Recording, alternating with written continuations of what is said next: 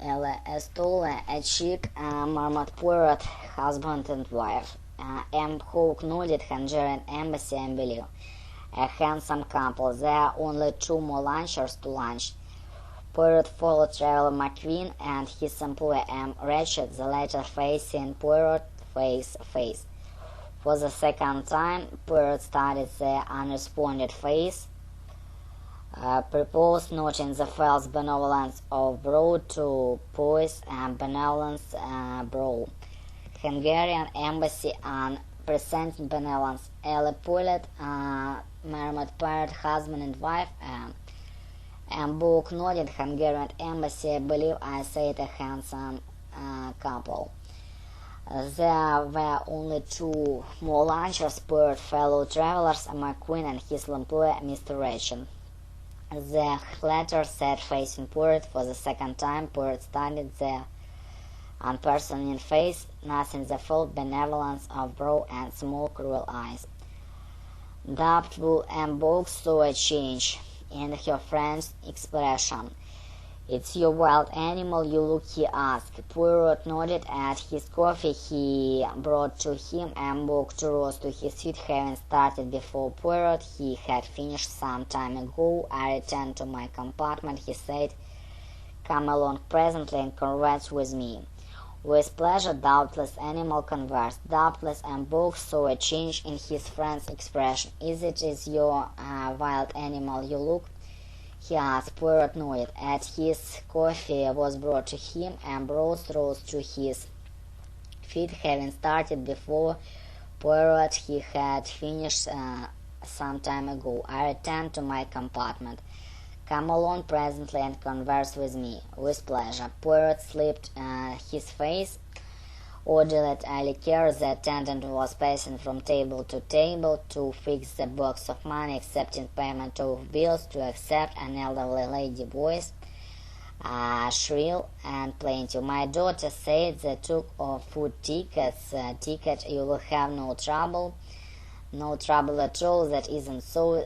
Seems they have to a tin car safe, and there is a bottle of mineral water and queer sort of water too. They didn't have any avian which seems queer to me.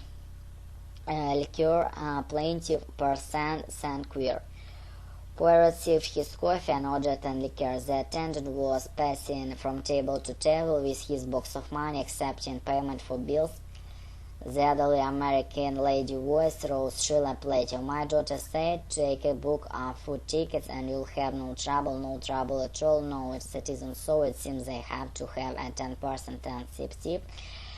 Then there is a bottle of mineral water and queer salt water. They didn't have any even of which seems queer to me. It is they must have, do you say, sir, the water of the country to serve," explains the sheep-faced lady. "Well, it seems queer to me." She looked distasteful, the heap of small change at the table from her. "Look at this pericular stuff, dinars or something, just rubbish. A lot. It looks like my daughter said, distasteful, pericular dinar. It is they must have the, do you say, serve the water of the country," explains the sheep-faced lady. "Well, it seems queer to me." She looked distasteful at the heap of small change on the table in front of you. "Look at this pericular stuff he's given to me, dinars or something. Just a lot of rubbish, it looks like. My daughter." Mary Debenham pushed back her chair, push back, and left with slide to leave slide. Colonel Aberson got up, kept gathering despised money. Got up, despised the American, followed suit, to follow suit, followed by the other one like sheep. The Hungarian had already departed. The restaurant car was empty. McQueen safe. Richard spoke to his companion to speak, who got up and left the car. Then he rose himself to rise, but instead of following McQueen, he dropped unexpectedly, drove into a seat opposite Poirot.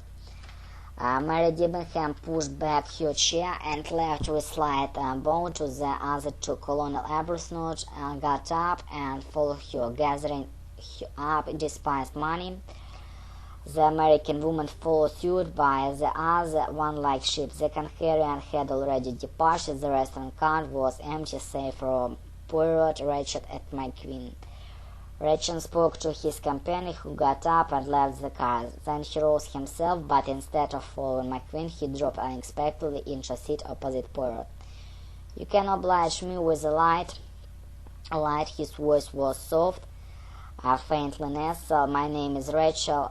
Poirot bowed slowly. He slipped his hand into a pocket, slip which handed to the other man, who took it, but did not strike a light. "I think," he went, "that I have a pleasure of speaking to Mr. Hercule Poirot."